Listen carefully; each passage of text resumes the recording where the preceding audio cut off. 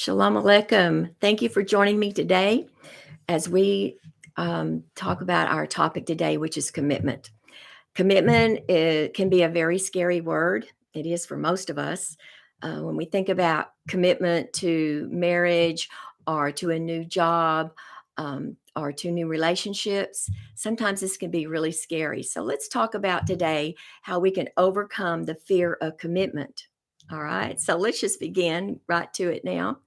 So, um, yes, fears. This is one of the things that it usually engenders when someone is faced with the idea of it's time to make a commitment towards something. So, as we look at this, we think, well, fear of what? Fear of change, fear of failure. Think about that for a moment.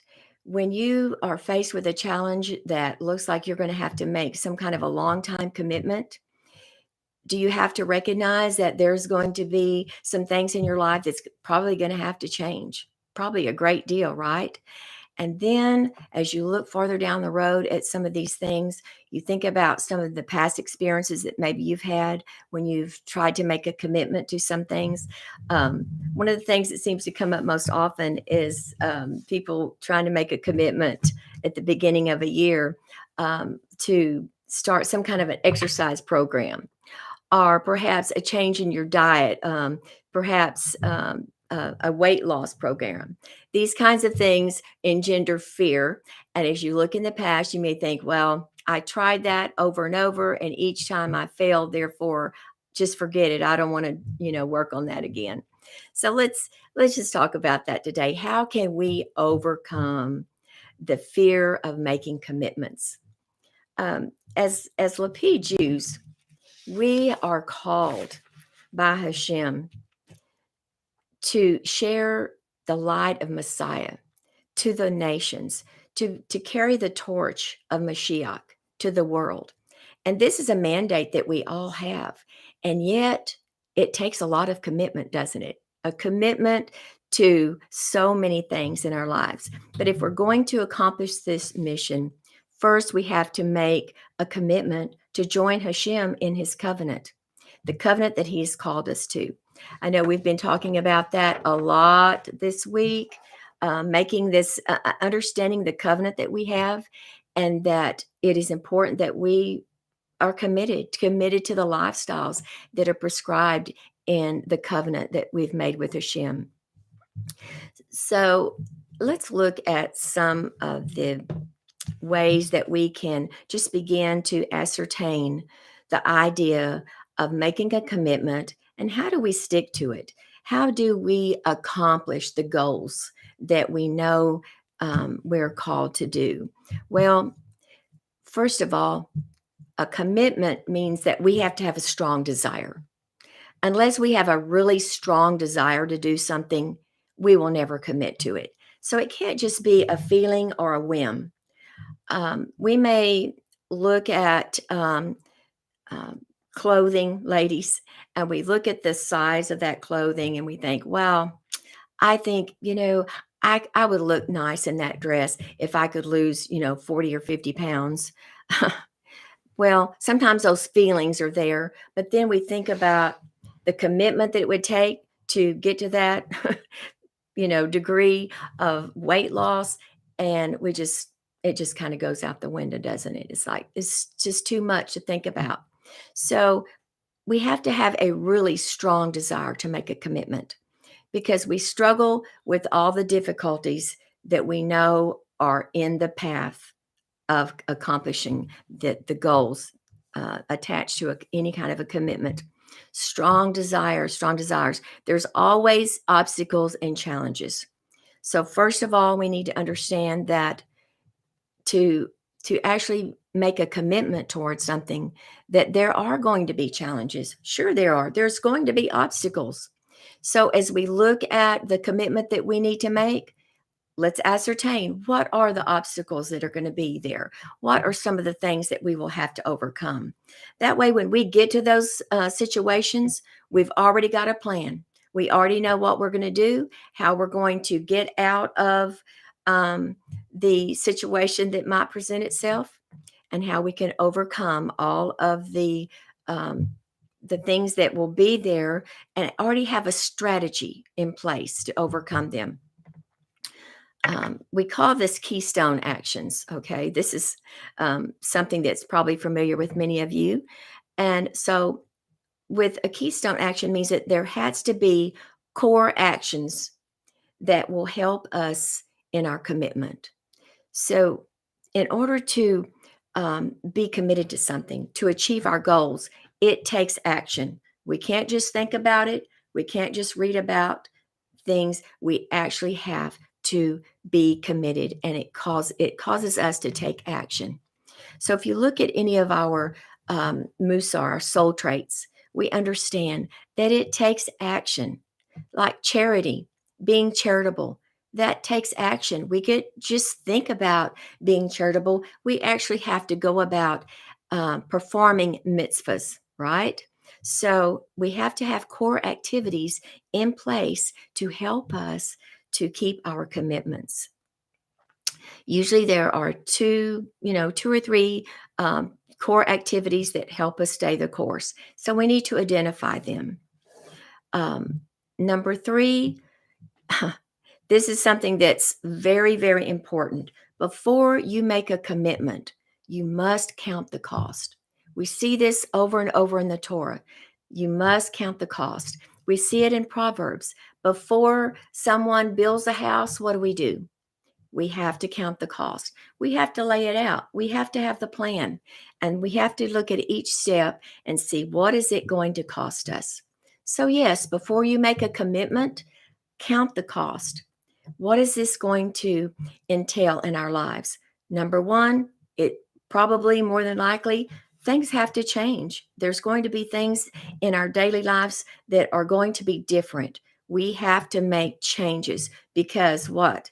If we continue to do the same thing over and over, and we expect a different result, that's insanity, right? So we cannot continue the way that we are doing things now on a daily basis and expect that we are going to change anything. So first of all, we have to count the cost. And remember that in a commitment, there's always sacrifices. So yes, one of the things that you have to deal with, you and I have to deal with, is there are sacrifices that are going to have to be made. So don't make a commitment to do something and then get halfway there and go, wow, I didn't realize that I was going to have to sacrifice this and sacrifice that. These are unmet expectations. So yes, there are going to be sacrifices. But if you have a strong desire to do something for HaShem, you will accomplish it. And there are going to be obstacles, there's going to be challenges, and there's going to be many, many sacrifices. One of the examples of making these commitments, for instance, has to do with kosher eating, which is one of our commandments that we are committed to in our covenant with Hashem. So if I'm just thinking of Thanksgiving that's coming up, and some of you may already have been thinking about this. What are we going to do if we have to go to a friend's home or a relative's home for a Thanksgiving meal, and perhaps they don't keep kosher yet? Well, what are we going to do? We need to already have a strategy in place. Shall we take some of our own food there? That's the best possibility. And help them understand that we are doing this because we keep kosher, and they generally always know that anyway. And so they shouldn't be too disappointed. Perhaps we should just call in advance and say, hey, grandmother, just reminding you that we keep kosher, and we are so looking forward to being with the family this Thanksgiving. So just a reminder that we will be bringing some of our own Thanksgiving meal with us. And we would love to share it with all of you as well. But we won't be able to participate in some of the great cooking that I know you're going to be doing, because as we know, it is not yet kosher. So that way there's no hard feelings, and everyone knows in advance that we have a commitment to the covenant with Hashem about kosher eating. So hopefully that might help some of you that are wondering, consternation. What am I going to do about this Thanksgiving plan? So, so when it comes to our strategies, remember there is sacrifices. There is a cost to following Hashem's covenant, and there is a cost to this committed life. I would like to introduce some of you who, if you don't know already, this awesome book by Rebbe Youngrist, The Committed Life. It is so amazing because she helps us understand what a committed life looks like and how to navigate through so many of the obstacles that are certainly going to be in our way. So count the cost, count the cost. There is always a price to pay. And so what are some of the encounters that might be, in our way? I think we've already mentioned some of those, perhaps some that are coming up in the near future. And that is just the sacrifice that has to be made when it comes to our Thanksgiving meal that we might be having with friends and family who are not yet kosher. And do some of them, will some of them feel slighted by that? Certainly they might. But, pray in advance. Help it. Pray that Hashem would open their heart to understand that we are committed to this lifestyle, and help them to understand and be understanding and caring about that. So let's talk about some of the ways to accomplish our goals. Why do we need to make commitments in the first place? Well, if we don't ever commit to something and actually have plans and strategies, guess what? We'll never accomplish our goals. It will always be something that we would like to ascertain to, we would like to get to, but if we don't have a strategy, it's kind of like, the old saying that if you plan to fail, then you fail, then you're planning for failure. So we have to always have a plan so that we don't fail. And that plan gives us the strategies to make our dreams come true. It is said that all of a sudden I'm trying to think, who is it that created the light bulb? Edison, Thomas Edison. Thomas Edison once asked about his years of trying to develop the light bulb. And he said, I have not failed. I just have found 10,000 ways not to make a light bulb. And what did he do? He created it. And it's so amazing. If you've ever visited his museum on Sanibel Island in Florida, you will see that the light bulb that he he first created is still burning.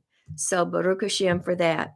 We sometimes, as we're going through life and we are struggling with our these attributes and these commitments that we are working on, our soul traits that we are refining, yes, we have many failures and sometimes we just flounder around, but it's that strong desire that we know to do what we're doing is the right thing to do, and that strong desire overcomes the obstacles. That strong desire looks failure in the face and says, I have fallen on my face, but I will arise and I will accomplish it. And we know that the righteous stumbles many times, 7 times, but Hashem helps us and he lifts us up, and we can accomplish what he has called us to do because he strengthens us and he helps us. So let's continue refining those character traits, and let's work on accomplishing this goal of commitment.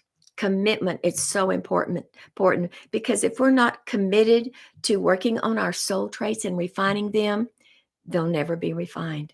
We have to have a strong desire to do what we know to do that is right. So making a commitment to work on our soul traits. I would like to admonish you that the soul trait of commitment, which is basically responsibility, we're encouraged if we will just work on this one thing for 3 weeks, just make a commitment to work on it for 3 weeks, that it becomes a habit. And what we know is that one mitzvah creates another mitzvah, and it leads to another mitzvah and another mitzvah.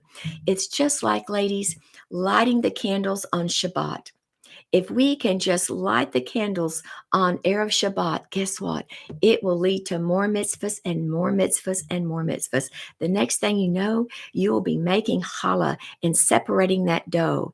And that mitzvah will lead to an amazing change in the atmosphere of your home. You cannot even imagine the blessings that will come into your home if you begin to light the candles and then separate the challah and bake that beautiful supernatural bread on Shabbat. Oh, it is amazing, and just encouraging you to do that. One mitzvah leads to another mitzvah, and Hasbe Shalom, one sin leads to another sin, and deeper we go. But one mitzvah leads to another, and higher and higher and higher we go. So as we excel into this time, it just reminds me of an astronaut that is sitting on the rocket, on the launch pad. And what happens if the countdown never gets to 0? And we're never committed, right? So let's just remember we're on this launch pad, but let's just go ahead and go for the countdown, and let's just have ignition and a go, so that as once we're going up, we can say to HaShem, I'm committed. There's nothing holding me down anymore. And HaShem is the rocket fire. He is the fuel that's going to cause us to make that dream come true. He is the fuel that keeps us excelling higher and higher and higher. So don't be afraid. Say, yes, Houston, I'm committed, and let's just go for it. So let's remember that that commitments actually is what catapults us into accomplishing what we need to accomplish. It is making that commitment. I cannot say it enough, over and over and over. You just have to let go and let HaShem. We have to let go of all the things that are holding us back, the fears, the just remembering our failures, and remembering the people that will try to hold us back. All of the naysayers that say, oh, you have been such a failure. How can you ever think of trying again? You have to just let that go. Why? Because that's the Yetzer Hara that's sitting there. That's the Yetzer Hara that's saying, you can't do that. Remember your past. Remember how bad you have failed in the past. You have to just let that go and say, well, you know what, Satan, I just know what your future is, and your future is the pit, but my future is the Hashmayim, and that's where I'm going, and that's my future. So let's make a written plan. Don't just think about these things, that the strategies that you have. Let's count the costs. Let's write them down, because if you write them down, then all that see it can run with it. And that reminds me of another thing. You need community. And let me remind you that here in Lapid Channel, you have a community. You have men and women to stand with you and to lock arms and shoulder to shoulder, make your commitments. And together, there's nothing like a group of people that have a strong commitment. Because what happens, when people see that people, that they're with a group of people that have a strong commitment, that gives you security. That gives you a sense of unity. And when we're in unity, it's like the Tower of Babel. Even HaShem said, because they're in unity, they will accomplish what they've set out to do. And so he had to change everyone's language, because he said they're trying to make a tower all the way to heaven, but because they're in unity, they could actually accomplish it. Oh, what could we accomplish if we stay in unity? So I'll remind you again, you have a community here on this Lapid channel, and together in unity, others will see that we have a commitment to share the Lapid. Now, what is Lapid? Lapid means torch.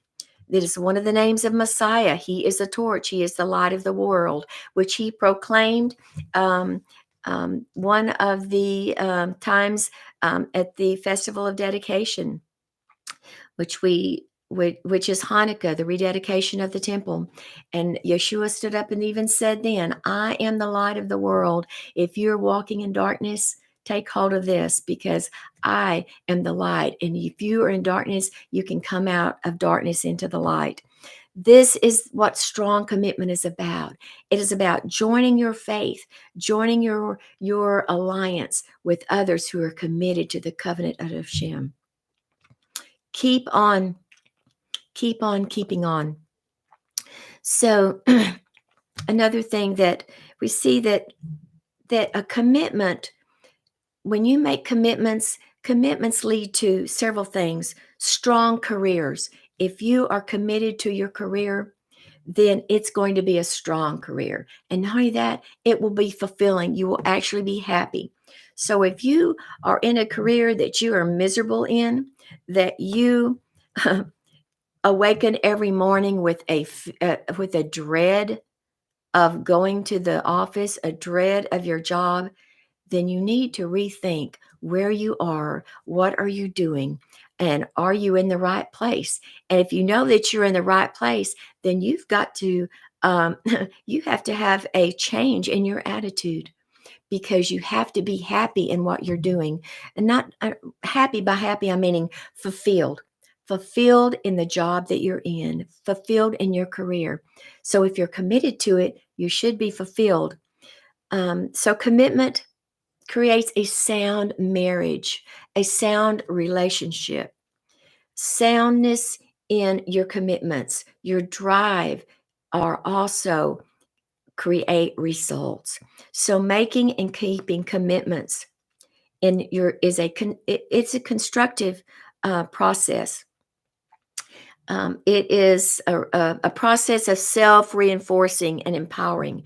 So making a commitment is something that it's a process. It's what we work on every day. So as we are looking at our Mussar today, it is a process. It's not just a quick fix. You don't make a commitment and have it all down. It's a lifelong process. So give yourself a break. Don't be beating yourself across the back if you feel like you started out with a commitment and you failed, or you're just seeming haphazardly and not just really getting along. But understand that it is a process, and every day you can continue with God's help. So let's understand that we're in this together. And yes, you've got to make a commitment to your Mussar practice. You've got to make a commitment to the covenant that we have made with HaShem. And by doing that, it's a process, and we're going to keep on going, and we're going to keep on going.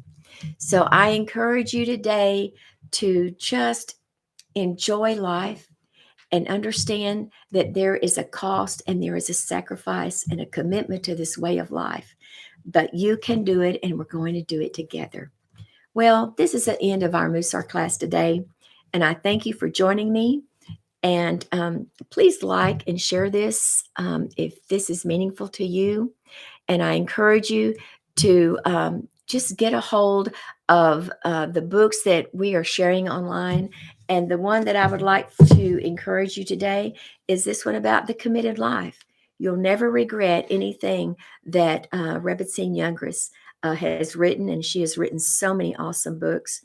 And so I encourage you to perhaps get a hold of this book. I know it will help you. Shalom Aleichem.